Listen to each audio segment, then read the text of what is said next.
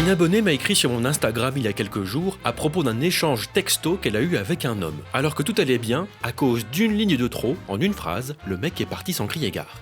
Je m'en vais comme un prince. Et cette fameuse phrase, la voici. C'est qu'il y a tellement de gars sympas à moins d'1 kilomètre de chez moi aussi, c'est pas juste. Ah bah ça c'est malin, bravo Laetitia. Dans la vidéo d'aujourd'hui, on va voir pourquoi ce genre de technique ne fonctionne pas et comment est-ce qu'on pourrait éventuellement rattraper la sauce s'il n'est pas trop tard. C'est parti, générique.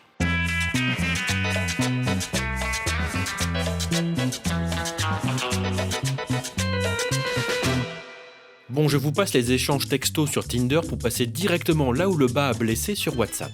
Donc elle est en train de le valider en lui disant « C'est dommage que tu habites à Tourcoing car tu as l'air très cool. Jusque là tout va bien. Mais j'ai pas le permis. » Ah ! Le mec lui répond « Bah sinon il y a le métro. » Et c'est là qu'elle a commencé à déconner. Elle lui a dit « Je vais avoir la flemme. » Quoi ? Bon, on va revoir les bases. Sachez que ce mot, la flemme, est extrêmement révélateur. Si votre crush vous dit ça, cette personne n'est pas très intéressée et ses intentions profondes sont purement récréatives et court-termistes. Autrement dit, on ne veut de vous qu'un plan d'un soir. Quand on a la flemme, c'est qu'on n'est pas très intéressé et qu'on veut quelque chose de facile et sans effort, donc sans engagement, donc sans lendemain.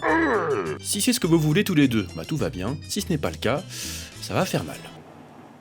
Vous voulez apprendre à lire et à distinguer les vrais signes d'intérêt des faux signes d'intérêt pour qu'on ne vous la fasse plus jamais à l'envers ? Eh bien procurez-vous ma dernière formation en date qui s'intitule « Les vrais signes d'intérêt ». Que ce soit un signe écrit, verbal, non-verbal, paraverbal, même d'après une photo, même d'après la boisson que l'on aura consommée la première fois devant vous, eh bien vous saurez. Quelle est cette sorcellerie ? Lien en description ou sur lecœurdonnier.com.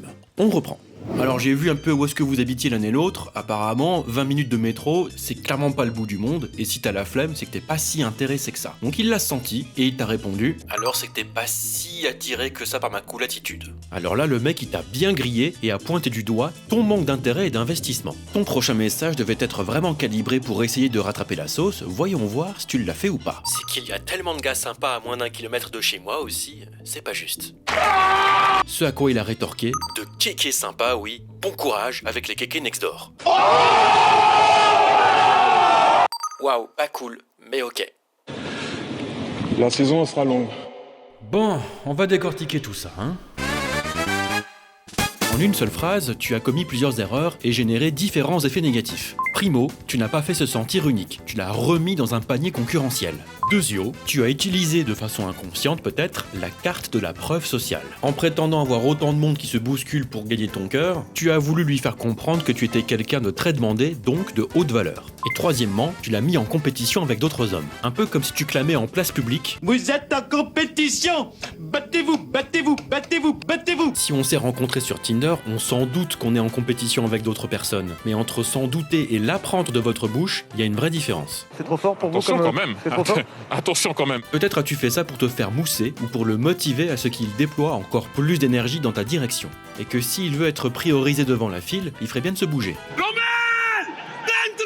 En lui disant aussi frontalement toute la concurrence qu'il avait en face de lui, même pour déconner, tu l'as remis symboliquement dans le panier de concurrence, tu l'as fait se sentir être un parmi tant d'autres. Utiliser la carte de la preuve sociale ou de la pré-compétition peut être puissant, à condition de le faire de façon très subtile et implicite. Ceci dit, j'aurais tendance à vous déconseiller d'utiliser cette carte, pour deux raisons. Numéro 1, vous écartez les gens qui ont un ego. Et ceux qui se disent « Eh ben, tant mieux !» Parce que tous les gens qui ont un ego sont tous des narcissiques, eh ben pas forcément. Trop d'ego est néfaste, mais ne pas en avoir peut vous faire manquer de respect de soi, d'ambition ou de combativité. Tous les winners que vous appréciez tant ont tous une petite couche d'ego qui leur donne ses qualités.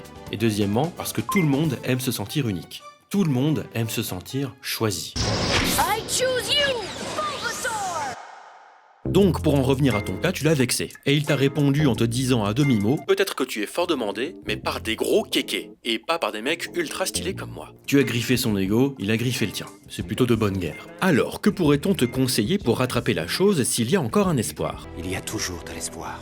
je te conseillerais de toi le recontacter en t'excusant de l'avoir comparé. Que c'était très mal amené de ta part parce qu'en fait tu le trouves cool et intéressant. S'il ne t'a pas supprimé de ses contacts, il devrait te répondre et vous pourrez reprendre l'interaction là où vous l'avez laissé. Vu que tu as griffé son ego, il faudra t'asseoir sur le tien, en t'excusant, pour aller vers une éventuelle réconciliation. Donc grosso modo, passe lui de la pommade et priorise-le. Si tu es vraiment intéressé, tu le feras bien volontiers. Sinon, c'est que tu n'étais pas si intéressé que ça en fin de compte. L'intérêt est plus fort que la fierté.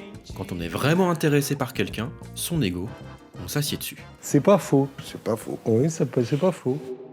Voilà, si vous avez appris un nouveau jutsu pendant la vidéo, eh ben écoutez, likez-la, partagez-la et abonnez-vous. Vous voulez d'autres analyses de textos de ce genre? J'en publie régulièrement dans ma newsletter privée, les emails secrets du cordonnier. Inscrivez-vous et vous recevrez gratuitement les 10 traductions d'emojis envoyées par les femmes, ainsi qu'un extrait offert du lexique des femmes, qui contient plus de 100 phrases types et leur vraie signification. Vous savez ces phrases types qui vous rend fou là? Et ben là c'est traduit. Putain, c'est vachement impressionnant. Tous les liens sont en description, ainsi que sur mon site, lecordonnier.com. Foncez. Je vous dis à très bientôt, c'était Le Cordonnier, toujours là pour trouver chaussures à votre pied.